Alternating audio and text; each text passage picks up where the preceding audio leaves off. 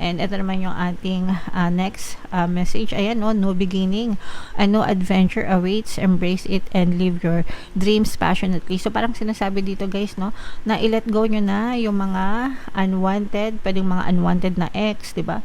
Unwanted na sitwasyon sa relationship nyo para mabigyan ng bagong simula, no, yung relationship nyo. So, it's either magbago, it's either ma-rekindle yung relationship nyo, delete nyo yung old, para madugtungan ng panibagong yugto, no, yung relasyon nyo, mas nakakilig, mas mahal yung isa't isa, diba?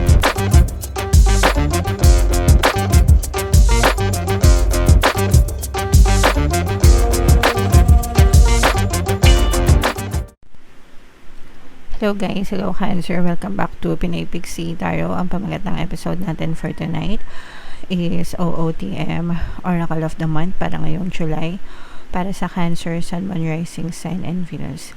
So, ito yung tatlong set ng cards natin or deck natin, guys. Ito yung para sa spiritual nyo, spiritual message, life messages, and ito naman yung para sa love life, mga kapiksi. Kung ano na lang yung makaresonate sa inyo, guys, take that message kasi hindi lahat ng mensahe ay magre-resonate sa inyo. Unahin natin tong spiritual message, guys. Sa mga naghahanap, guys, ng mga pampaswerte na lucky charms or lucky bracelet, may mga items na makikita kayo sa description box, guys. Pwede nyo i-check out kung gusto nyo. So, meron tayong respect na message, guys. If you don't treat yourself with love and respect, other people won't either. Learn to love yourself, warts and all, and everyone else will do the same. So, yeah. Kung ano yung binibigay natin sa sarili natin, mga kapiksi, yun din yung matatanggap natin sa ibang tao. The same way na kung paano mo din tinatrato yung ibang tao, ganun din yung itatrato nila sa inyo, mga kapiksi. Okay? So, when it comes to love, mga kapiksi, or when it comes to relationship, it's very important na nirerespeto mo yung sarili mo, minamahal mo yung sarili mo, ginagalang mo, no? Yung sarili mo. Don't settle for anything less. Guys, no? Deserve mo yan. Bago mo hanapin sa ibang tao yung paggalang sa'yo, yung respeto sa'yo, diba? Yung pagmamahal sa'yo, ikaw muna yung magbibigay niyan sa sarili mo, mga kapiksi, okay? So, and yeah, like I said, kung paano maitrato yung sarili mo, ganun ka din tatratuhin ng ibang tao, mga kapiksi, and vice versa. Kung paano mo sila itrato, ganun din yung trato nila sa'yo. So, expect it, guys, okay? What comes around goes around, mga kapiksi. So, learn to love yourself, pahalagahan ang sarili, igalang ang sarili, irespeto ang sarili, mga kapiksi. So, yan yung reminder sa inyo yan, guys, no? Para sa inyo, spiritual message.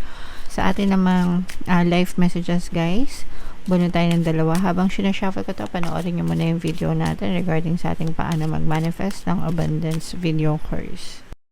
Kapiksi, sawa ka na ba sa mga struggles at hirap sa buhay mo? Masipag ka ba at masikap sa buhay ngunit hindi ka pa rin umaasenso?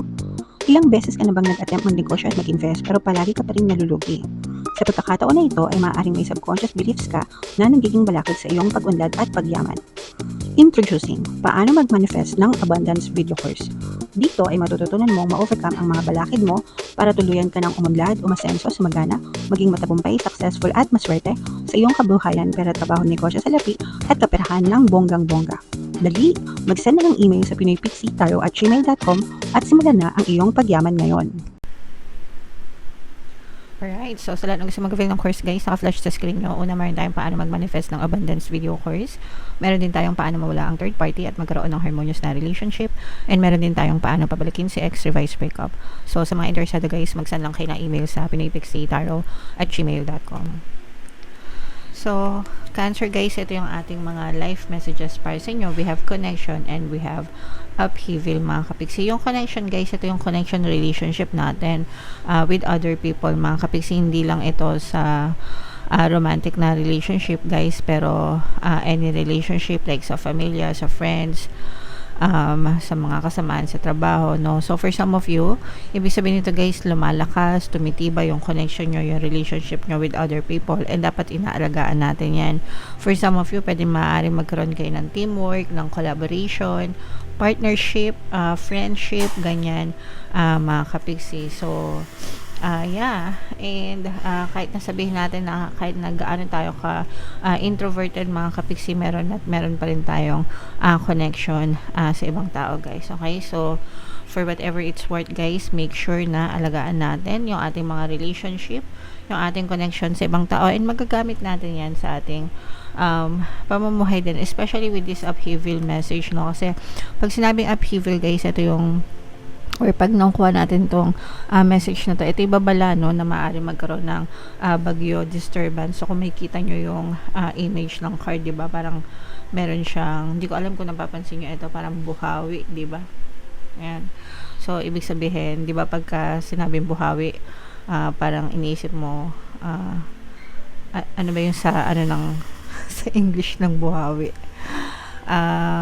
basta parang bagyo, diba, yung ipo-ipo, buhawi, ganyan. So, parang ano siya, natural disaster, mga kapiksi. So, ibig sabihin, ito ibabala na maaari magkaroon ng mga pagsubok or challenges or disturbance sa buhay nyo, guys. And, magagamit nyo itong connection na to if you have like a lot of connection with other people, kung marami kayong friendship, diba?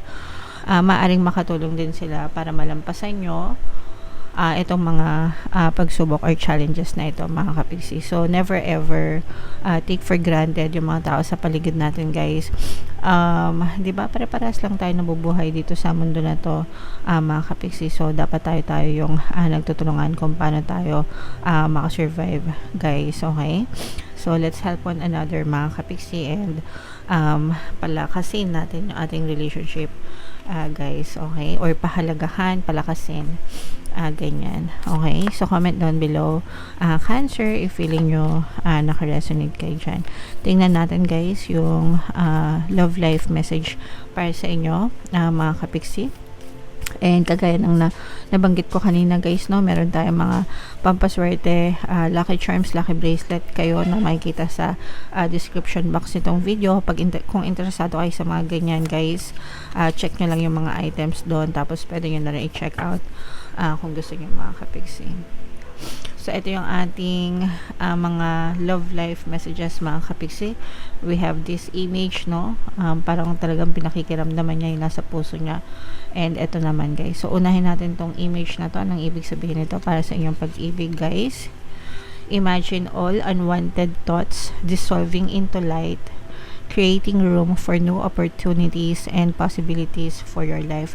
So, yung mga unwanted natin, yung mga unnecessary, no, na iniisip natin tungkol sa relationship natin, guys, no, kasi you have to understand, guys, pagdating sa love, hindi yan puro sarap, hindi yan puro happy-happy, di ba? Meron yan kasamang sakit, pain, tampuhan, awayan, di ba? And normal yun kasi magkaibang tao kayo, no? So, may iba siyang preference, may iba kayong preference. Pero, kung gusto nyo na magkaroon ng harmonious na relationship and kung gusto nyo magtagal yung relationship nyo, guys, by all means, i-eliminate nyo, i-delete nyo yung mga unnecessary thoughts na nakakasira sa relationship nyo. So, wag nyong paulit-ulit na isipin yung mga kanigahan sa relasyon, guys. Let's say, for example, nag-away kayo, no? Tas may sinabi siyang hindi maganda, wag nyo nang ulit-ulitin yun sa isip nyo kasi the more na inuulit-ulit nyo yun, mga kapiksi, unang-una, the more na nasasaktan kayo, di ba? And pangalawa, maaari siyang maulit-ulit, no? Kasi you're always bringing it back, no? Kumbaga parang pinapalakas mo yung energy niya, no? And sabi ko nga sa inyo, where your tawag dito, whatever you focus on, no, yun yung nagma-manifest. Your attention, your energy flows where your attention goes, diba? So, imbis na isipin natin yung mga pinag-awayan natin, yung mga pinagsumbat-sumbatan nyo ng mga person nyo, yung mga masasamang ugali niya, kung wala naman kayong balak na hiwalayan sila, mga kapiksi, focus on positive, guys, no? Focus on mga happy memories ng person nyo, yung mga kilig moments nyo, yung mga magagandang sinabi niya, no? Yung mga magagandang ugali niya, yun yung ulit-ulitin yung i-repeat paulit-ulit sa isip nyo, mga kapiksi, para yun yung mahatak nyo sa relationship nyo, guys. Okay? And, kung ayaw nyo naman na dun sa person nyo, di ba, i-let go nyo na. Agad-agad, no? Para makapasok na yung bagong specific person na deserve mo sa buhay mo, mga kapiksi. So, kumbaga, iwasan natin yung suffering, no? Put an end to your suffering. You deserve to be happy, mga kapiksi. Okay? So, yan yung first love message para sa inyo. Sana naintindihan nyo, guys. And ito naman yung ating next message. Ayan, no? No beginning. A new adventure awaits. Embrace it and live your dreams passionately. So, parang sinasabi dito, guys, no? Na i-let go nyo na yung mga unwanted, pwedeng mga unwanted na ex, di ba? Unwanted na sitwasyon sa relationship nyo para mabigyan ng bagong simula, no, yung relationship nyo. So it's either magbago, it's either ma-rekindle yung relationship nyo, delete nyo yung old, para madugtungan ng panibagong yugto, no, yung relasyon nyo, mas nakakilig, mas mahal yung isa't isa, di ba? O kaya naman, i-let go na nyo na yung mga ex nyo na yan.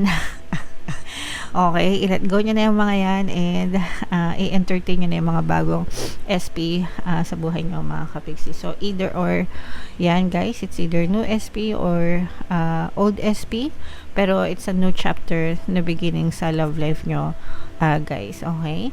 So, deserve mo yan, kapiksi. So, comment down below, Cancer, if feeling nyo naka-resonate kayo dyan. And kung saang message ba kayo naka-resonate, guys, dito ba sa spiritual, dito ba sa life messages, or dito ba sa love life, guys, comment down below. And for more tarot readings, ito yung playlist nyo. Ito naman yung ating success stories ng paano mag-manifest ng abundance video course. Thank you for liking, sharing, and subscribing, guys. See you next time. I love you all. Have a nice day. Bye-bye.